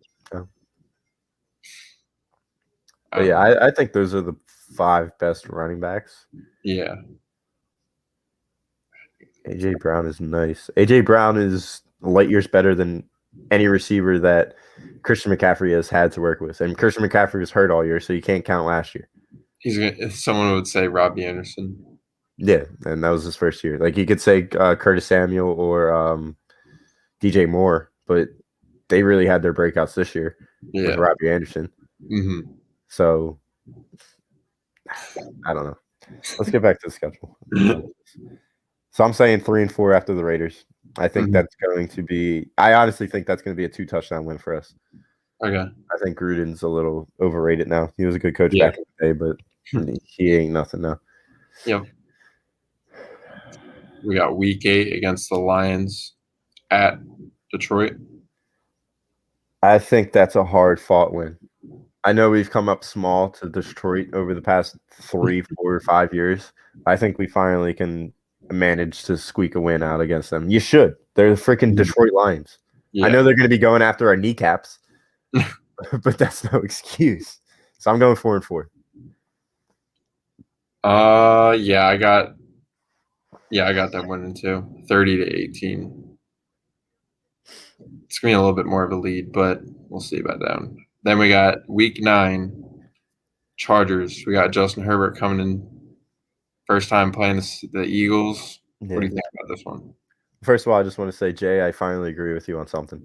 So Chubb would be in my top 5 as well. I think Cook and Chubb are in it, and they can be changed. Like, they're interchangeable. Yeah. Zeke is definitely not. I think Aaron Jones is a little overrated, but okay. He's a little overrated. Every running back that plays with Aaron Rodgers can be good. That's just how it is. We really haven't saw Miles Sanders behind a offensive line that's healthy. Like I would always wonder how good of a season he'd have under the year before when we won the Super Bowl. Mm-hmm. But we had it was like kind of a weird running back group we had. It was just like 2 big guys, and then you had the 2 smaller guys. Oh, I want to say also Corey Clement signed with the Giants. Yeah, that was a kick to the nuts. But it was. Fine. But yeah, that's fine. And this is why I hate PFF. Oh, how is Derrick Henry not in the top 5, let alone top 3? Dude, PFF, they had one of our rookie offensive linemen at top 10. Who? Landon? Is that his name? Dickerson. No, I was talking about for last year. Oh. They had one of the kids on the right side. Wow. At some point. All right, so Justin Herbert coming to Philly. Yep. November 7th, 4:05 kickoff. I'm gonna say that's an L for the Chargers, and I think we're on our high horse right now on a 3-game win streak. We're 5 and 4 now. Mm-hmm. This one is a loss. All right, so you have us 4 and 5. Yeah. I think Herbert comes in and scores 3 touchdowns. Scores 3. Yeah, he's good, and I feel like their running game is pretty solid too. They have Kelly. They have. That's pretty funny. Chris Collins. That explains everything. That explains everything. Yeah. It wasn't my. I think we handle the Chargers, especially since they're coming all the way from LA. So they're going to be in different time zones. What time's it at? 4 o'clock. So 4 o'clock games at the Link are the best. Yeah. So the Link is going to be popping. Mm-hmm. I'm thinking 5 and 4. The Link will probably be 100%. You think? Well, they're saying it's going to be 100% come week 1. So if we're 100% the whole season, that's going to help us out a lot. Oh, yeah. That's going to help us get to 500, definitely. Yeah, I think where we're going to be. we can just boo them. Like we can only boo them so much. Like at halftime, that's when they turn up after halftime.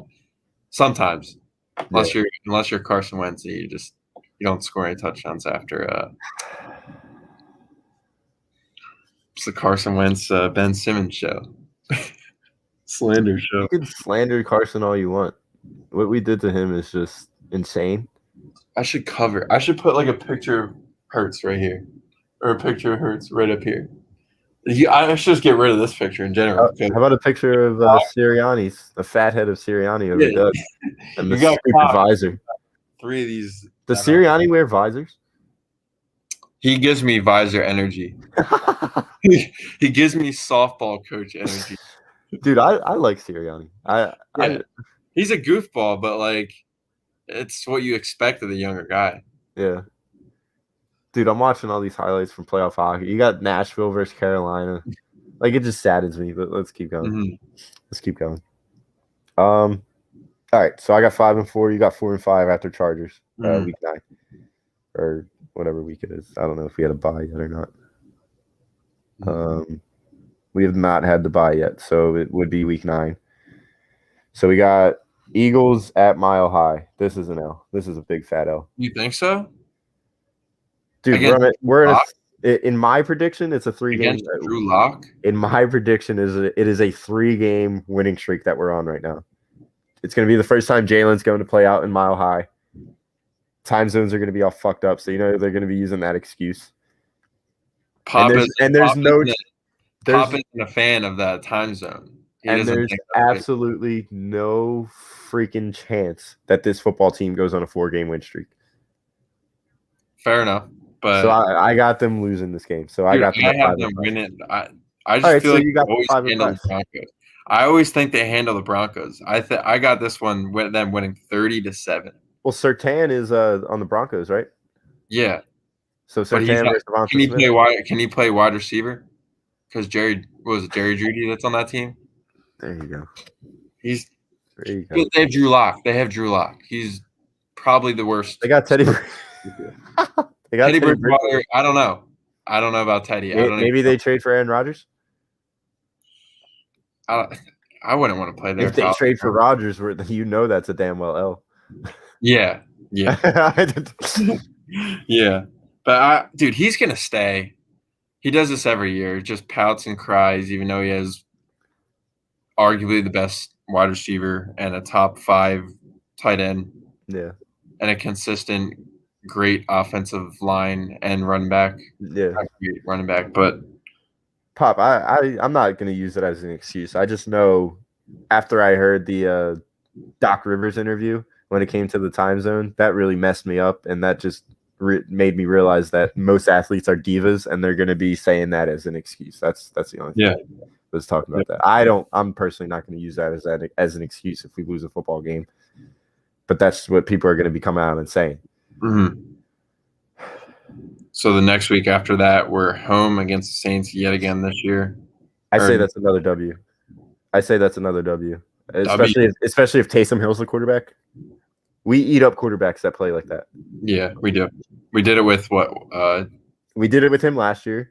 We low-key did it against Lamar Jackson, with the exception of that 50-yard touchdown that he had in the 1 week where Carson almost drug us to victory, and then Doug came up with that stupid 2-point conversion, which I'll never get off my chest.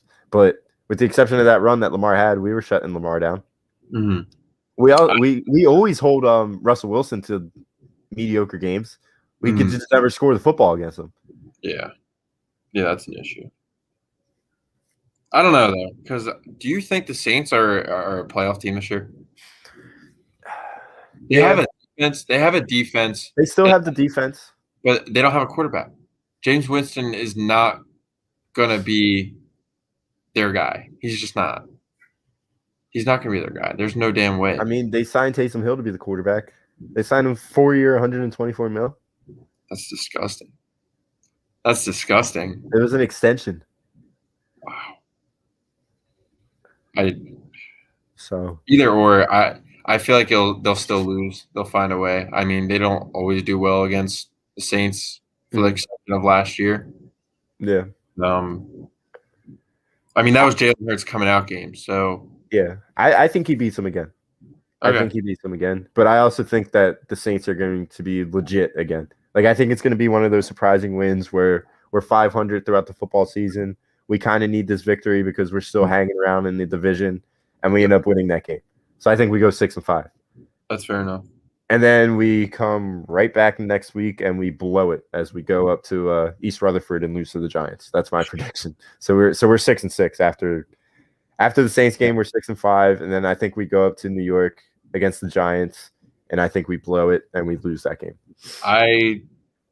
Wait, do you have us winning against the Saints? I don't have us winning against the Saints now. All right, so we're 5-6. I had us losing by 10 against the Saints, but I do have us sweeping the Giants this year. That's going to be a hot take, but I do have us winning against the Giants by 8, week 12, 28-20. I feel like I'm not too wild about Danny Jones. Like, if I was a Giants fan, I just would be like, hey, I still think do I see this guy? as of right now, you can't say that our quarterback's better than him. He hasn't had a full year. We'll see after a full year. All right, but I'm saying right now. Yeah, right now. Daniel Jones is better than Jalen Hurts. Jalen Hurts is 1-3 with a completion percentage under 52%, with a QBR that's disgraceful, and he fumbles the ball like you've never seen before, and he turns the ball over like you've never seen. I know he had what's his face fumbles too? Don't refer to my quarterback as what's your face. Are you talking about my quarterback? No. I mean, I was gonna say Danny Dimes. Oh, okay. Too, but I mean, if you want to go that route, we can do that, and I'll agree. But but yeah, I mean, we'll see after this year. We'll really see about that one. I think their D line isn't that bad. Their O line is on the come up. Their O line's on the come up. Oh, their D line's very underrated. I think it's underrated. But I don't know how they'll match up against our offense line if we're still healthy by then. Here we go. All the people saying that Jalen's better than Jones. Look, I'm not saying that after this year it's going to be the same case, but we can't say that Jalen Hurts is better than Daniel Jones right now. We just can't. It's fine. This is the type of conversation that I'm willing to have because I know I'm not the one trolling, and I know you guys aren't trolling. Mm-hmm. But I don't know. I just don't see all the Jalen Hurts. Like, I'm excited for Jalen Hurts. I just don't understand all the hype. He got benched in college, therefore he had to transfer.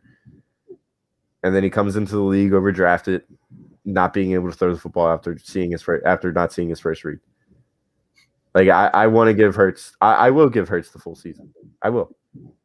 And if we're 4-13, which I'm obviously predicting that we're not, I'm saying we're 6-6 after 12 weeks.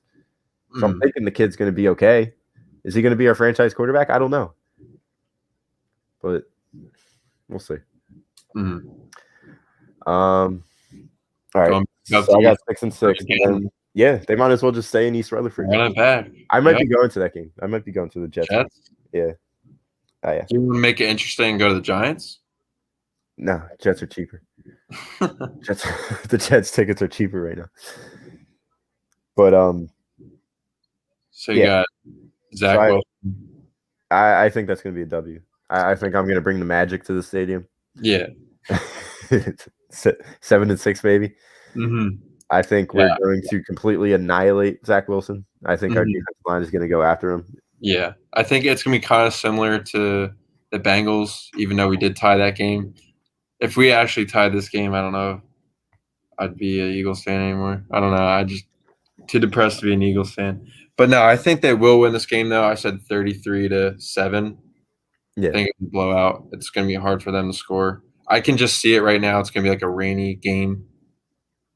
Because it's usually always raining when we play the Giants or the Jets.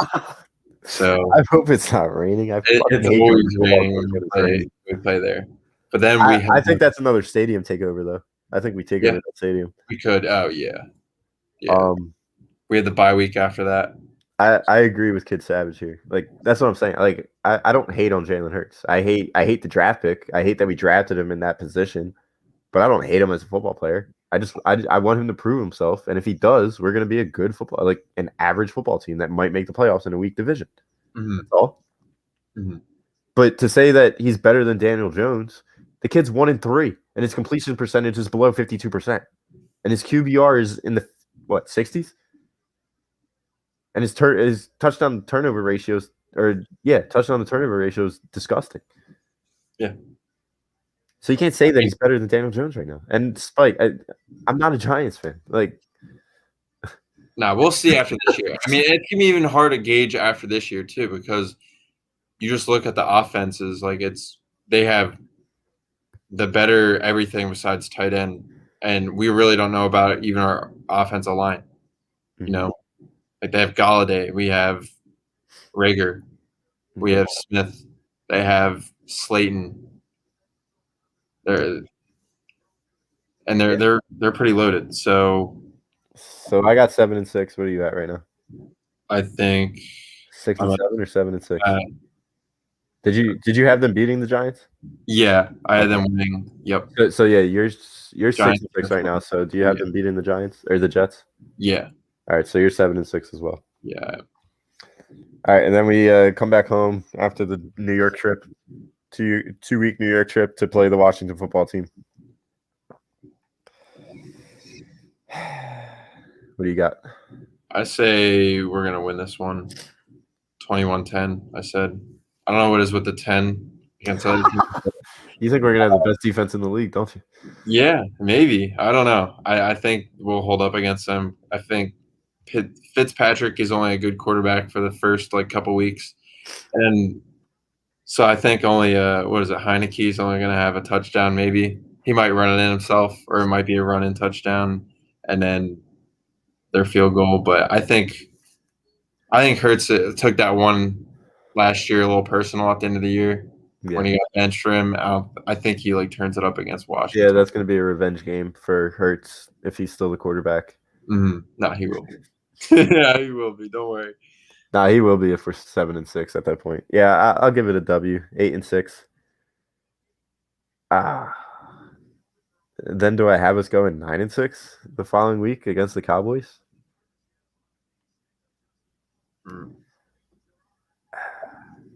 Wait. No, you missed the Giants. Oh, yeah, I totally missed the Giants and the Washington football team. My bad. So you got the Giants again. Actually, no, I actually had the Eagles losing against the Giants. I thought I had a sweep, but I had to change that one because those are always the hardest ones when we go. This is at home, right? What? The Washington football team? Or the Giants? The Giants one. The second Giants. So you got at Giants, at Jets, home against the Eagles, or home against the football team, home against the Giants. Giants. Okay. Yeah, I had this one as a loss. I don't know. We don't really perform that well in Philly against the Giants, and it's always one of those games. And the Giants really don't perform that well at home. Mm-hmm. So I think this one's going to be an L by 3 points. Okay. So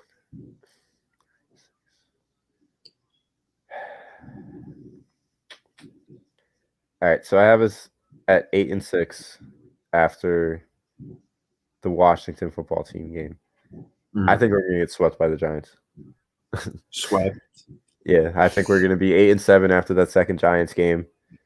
I really hope not. But I think we come back strong the next week. We go down to Washington, take over that stadium, and we are back to 9-7. And then it comes down to the Cowboys game. Mm-hmm. For the division? We'll see how it goes. We'll see how the Cowboys are. Maybe we'll get the extra wild card spot, but right now I have them at 9-7 going into week 18. I feel like they're gonna lose that last game. So 9-8. Yeah. So you think we're gonna be swept? You think we're gonna be swept by the Cowboys? They're gonna be 8-9. I have a bad feeling. I really do. I say either 9-8 or 10-7. Their defense has gotten a lot better, and they finally have Dak back. And I mean, it all depends on Dak's injury. If he doesn't come back the same, obviously Ben DiNucci is going to be playing quarterback, and we're not going to make the playoffs. But Yeah, I think we're definitely going to lose in week 3 against the Cowboys at Dallas. I think our football team is just going to be too young at that point. Like the young players are going to overtake the veterans. But week 18, I think we end on a high note, and possibly we sneak into one of the wild cards at 10-7. Yeah. Like this roster is okay, pending health. This offensive line is going to be really good, pending health. Defensive line is going to be really good once again, pending the health.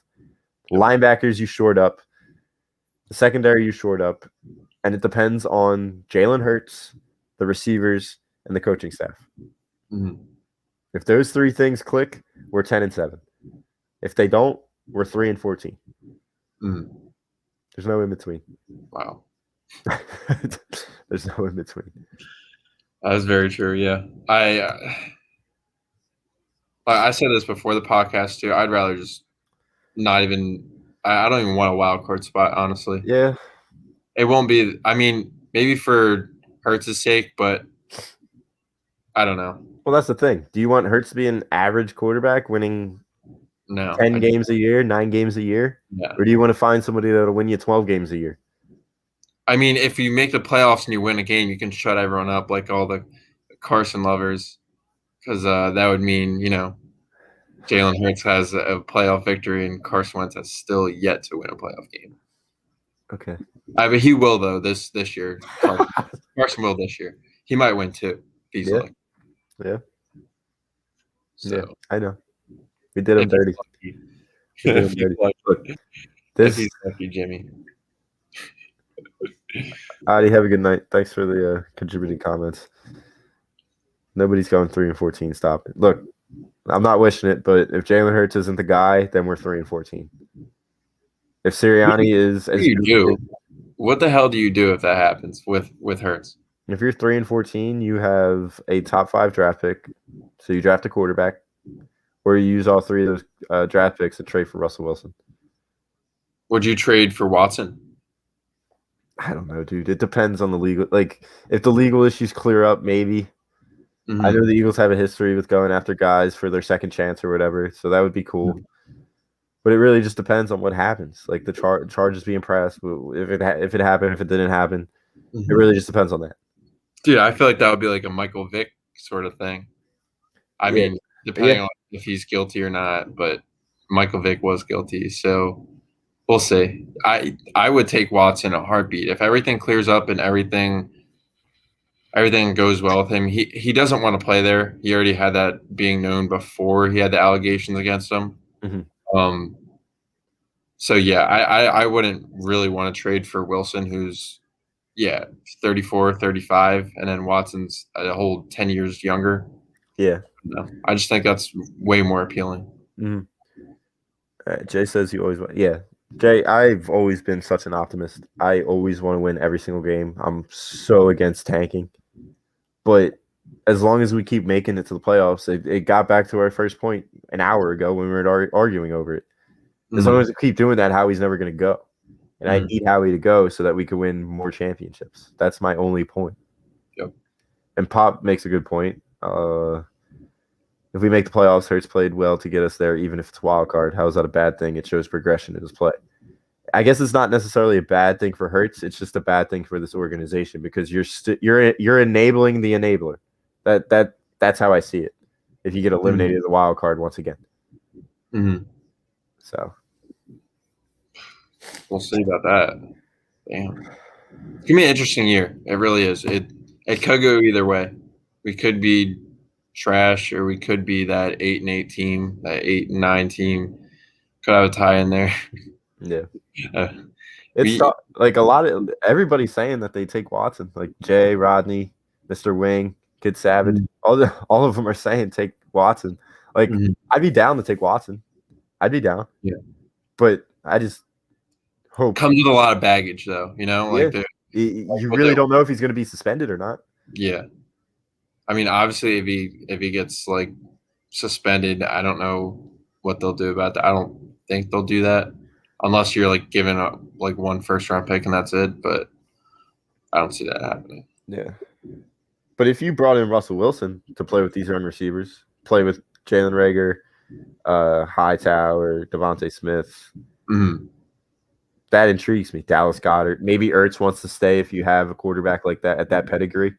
But I mean, I do you want it to be a whole Wentz situation all over again? It could be like that. What do you mean? Like the whole Wentz situation with Hurt? No, just I mean, there's still not that much help on the offensive side. Well, really. with a healthy offensive line, which you're hoping for, and you got much better weapons now. Devontae Smith upgrades. I mean, that's really your only weapon you added. But we're hoping that Dallas Goedert's still a decent football player, like everybody says. Maybe you get to keep Zach Ertz. Miles Sanders is a top 10 running back in some people's eyes. Jalen Reagor was a first-round draft pick 2 years ago, so he needs to show you something, right? Yep. Yeah, Jay's trolling, dude. He's not trolling. I understand what he's doing. Harry Rosen says it's 10 years. That's actually a lifetime extension. It's not only 10 years. Big Moose coming in. Run the ball. You see the backs we got. Dude, I want us to run the ball, but it might be different this year. We might be running a lot more. You're going to have the RPOs. Yeah. You're going to have those little things that Hurts does where you that's only if Howie Roseman and Jeffrey Lurie like it. Yeah. So it wasn't really, I mean, it was working kind of good, but then you started getting like they were the complaining and all that. Like there's a bunch of fumbles just from that. I think that's more of a chemistry issue. Mm-hmm. You just threw Hurts right into the fire, kind of. But yeah, Fulgham. Yeah, we still got Fulgham. I kind of forgot about Fulgham. He was the best receiver in the league for 4 weeks, 5 weeks. Then him and Claypool. And then Alshon Jeffrey came back, and Howie Roseman told Doug to start playing Alshon Jeffrey because he signed him $20 million. So. Our CB2. Big Moose. We're talking about Steven Nelson, but right now it's Avonte Maddox, and then you got Zach McPherson, who you drafted in the 4th round. So those are your 2 options right now. So hopefully you draft Steven Nelson. Maybe you trade one of your first-round picks, like Pop said a few minutes ago, for Stephon Gilmore. I think that cornerback situation will be handled. Yeah, I think so too. I hope so, because like the last few years we've been really our depth with our cornerbacks hasn't been that great, because like last season we had 3, maybe 4 times that somebody was out. Mm-hmm. There's always injuries in the cornerbacks, like because you can't have what was that one guy that was guarding like Michael Thomas when we played them in the playoffs that one year. It was somebody. It was like one of those no names. And it was last year too. What was the one guy we just kept busting on? Paquette. Yeah. The card like one good game, and then he goes and gets like 4 touchdowns scored on him. Yeah. But we can't go and rely on those type of guys. Dude, that's why I wanted Asante Samuel in the 2nd round. Yeah. Especially since the best thing would have happened is you go and get Asante Samuel Jr. and then bring in his dad to be like a coach or something like that. Nothing wrong comes out of that. I just picked up a Asante Samuel Eagles jersey from a thrift store like a month ago too, for my girlfriend. Junior on the back, yeah. Wow. So that would have been really cool, but I guess that didn't work out. Yeah, it's been a fun show, boys. Pop, Big Moose, Jay, it's been fun. I hope you come back next week. I'm sorry for saying I was going to mute you. I'm sorry if you took that to the heart. It's just sometimes just comments get to me a little bit. Mr. Wing, Big Moose, thanks for coming in late. We got a lot to talk about next Monday, so I hope you guys tune in next Monday. Mm-hmm. We got shows all throughout the week on A2D. Make sure you tune in. Keep on checking up on YouTube, like all the videos. We got shows every day, all day. Just keep tuning in, boys. We appreciate it. Evan, it's been fun. When we see you next time, the Sixers will probably be a game into their series. We might be able to get a live show next Monday because they start on Saturday, so that would be game 1. Game 2 could possibly be Monday, so we might be able to get a live show. So tune in there. We'll be able to give our thoughts about that. And have a good week. Go Birds. Trust the process.